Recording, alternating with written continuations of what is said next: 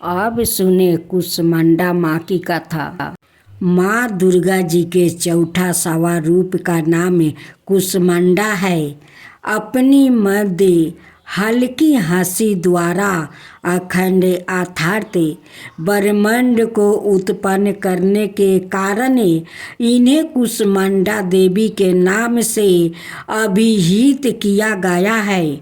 जब दृष्टि का अस्तित्व नहीं था, चारों ओर अंधकार ही अंधकार परिव्याप्त था, तब इन्हीं देवी ने अपने हसाए से ब्रह्मांड की रचना की थी। अत यही दृष्टि की आदि स्वरूप आदि शक्ति है। इनके पूर्व ब्रह्मांड अस्तित्व था ही नहीं। इनका निवास सूर्य मंडल के भीतर के लोक में है। सूर्य लोक में निवास कर सकने की क्षमता और शक्ति केवल इन्हीं में है। इनके शरीर की कांति और प्रभा भी सूर्य के समान ही देदीप्यमान और भास्वर है।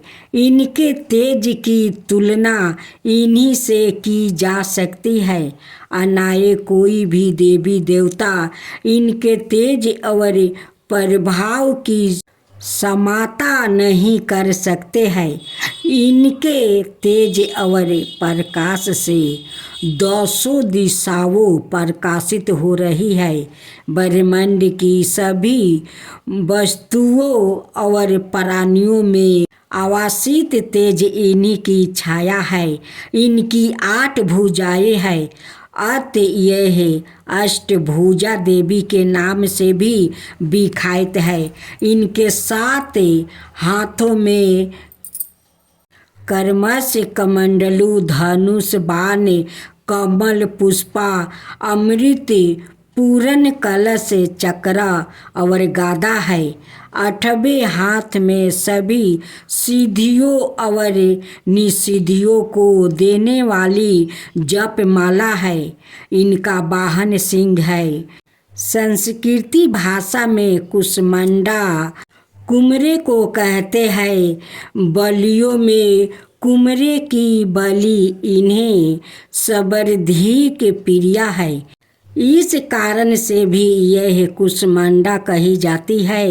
नवरात्रि पूजन के चौथे दिन कुसमंडा देवी के स्वरूप की ही उपासना की जाती है।